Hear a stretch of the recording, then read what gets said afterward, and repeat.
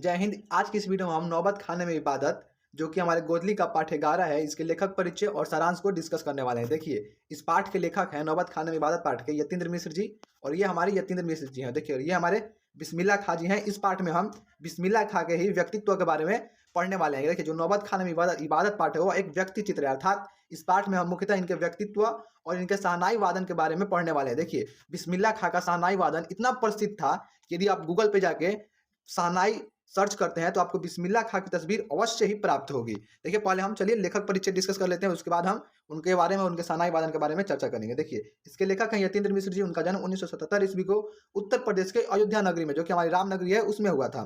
देखिए, इनकी प्रमुख रचनाएं हैं यदा कदा, अयोध्या तथा अन्य कहानियां, ड्योढ़ी पर आलाप। ड्योढ़ी का अर्थ होता है जो मंदिर का मुख्य दरवाजा होता है, उसे ड्योढ़ी बोला जाता है। और ये जो तीन है, ये इनकी काव्य संग्रह है, अर्थात कविता का जो संग्रह होता है ये है। और ये गिरजा और देवप्रिय, तो ये इनकी प्रमुख पुस्तकें हैं। तो गिरजा जो पुस्तक है वह प्रख्यात शास्त्रीय गायिका गिरजा देवी के जीवन और उनकी संगीत साधना पर आधारित है, गिरजा पुस्तक। और जो देवप्रिया पुस्तक है वह पुस्तक जो भारतनाट्यम और ओडिशा की प्रख्यात नृत्यांगना है सोनल मानसिंह, उनसे जो यतीन्द्र मिश्र जी हमारे लेखक हैं, उन्होंने जो संवाद किया था उसी को इसमें संग्रहित किया है। देखिए, इन्हें कौन कौन सा पुरस्कार मिला है, तो देखिए, संगीत नाटक अकादमी पुरस्कार, राजीव गांधी राष्ट्रीय एकता पुरस्कार, भूषण अग्रवाल पुरस्कार और भारतीय भाषा परिषद युवा पुरस्कार। देखिए, यदि पुरस्कार से संबंधित कोई क्वेश्चन पूछा जाता है तो संगीत नाटक अकादमी पुरस्कार और राजीव गांधी राष्ट्रीय एकता पुरस्कार के संदर्भ में पूछा जाएगा, तो ये याद कर लीजिएगा। यदि चारों याद कर लेते हैं तो बहुत अच्छी बात है, अन्यथा आप 2 याद कर सकते हैं। देखिए, पहले हम सारांश डिस्कस कर लेते हैं। देखिए, नौबत खाने में इबादत यतीन्द्र मिश्र द्वारा प्रसिद्ध शहनाई वादक, भारत रत्न से सम्मानित उस्ताद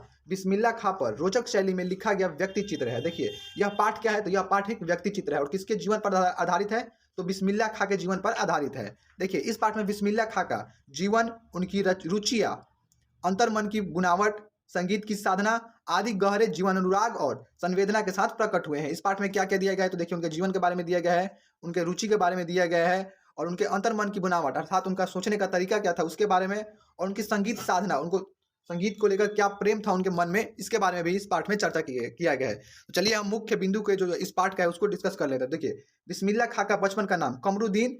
देखिए, हमारी बुक में तो बिस्मिल्लाह खां का नाम कमरुद्दीन ही दिया गया है बचपन का, लेकिन कहीं कहीं अमीरुद्दीन या फिर अमरुद्दीन दिया जाता है। तो ज्यादातर तो चांसेस कमरुद्दीन का ही होता है, लेकिन कभी कभी अमीरुद्दीन या फिर अमरुद्दीन दे देता है। तो यदि परीक्षा में आपको कमरुद्दीन ना देके अमीरुद्दीन या फिर अमरुद्दीन दे दे तो आप उसको टिक कर दीजिएगा।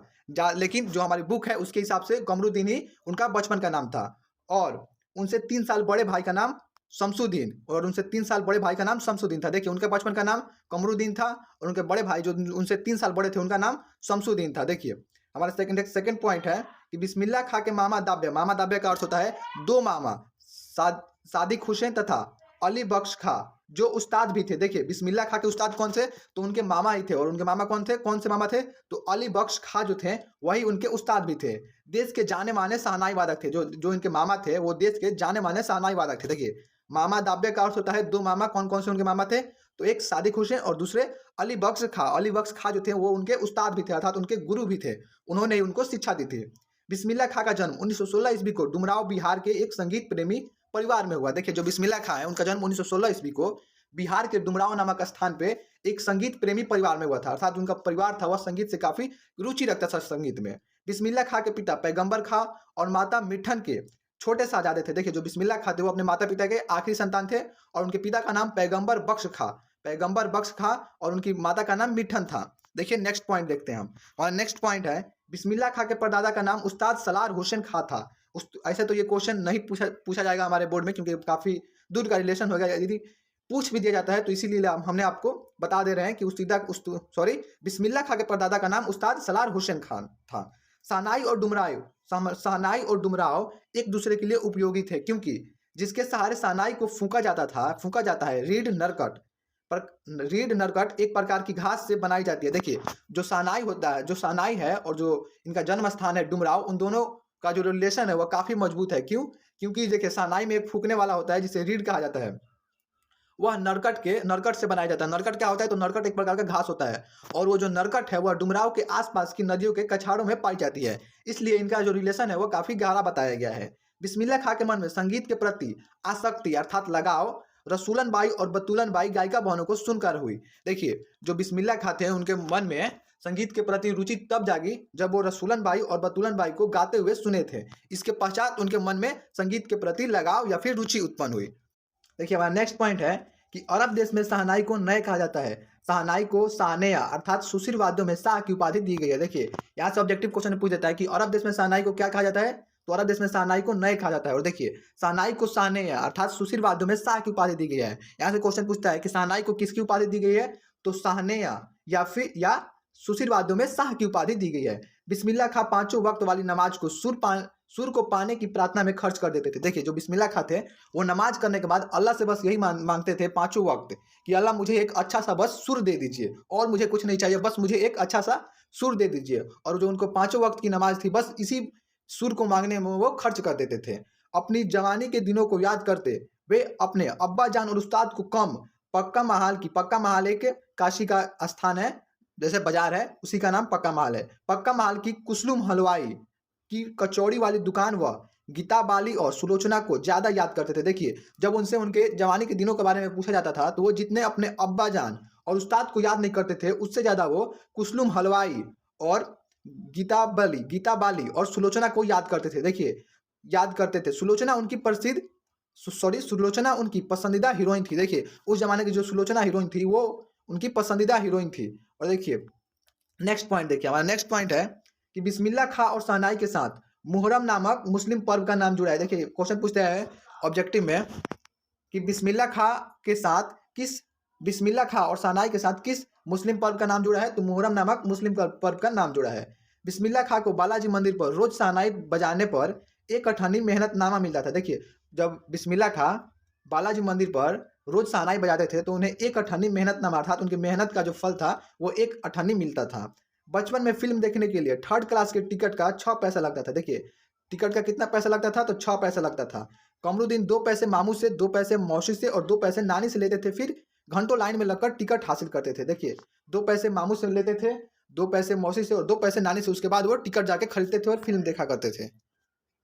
हनुमान जयंती के अवसर पर काशी के संकट मोचन मंदिर में 5 दिनों तक शास्त्रीय एवं उप शास्त्रीय गायन वादन की उत्कृष्ट सभा होती थी। देखिए यहाँ से क्वेश्चन पूछता है कि हनुमान जयंती के अवसर पर किस स्थान पर 5 दिनों तक शास्त्रीय एवं उप शास्त्रीय गायन वादन की उत्कृष्ट सभा होती थी, तो काशी के संकट मोचन मंदिर में।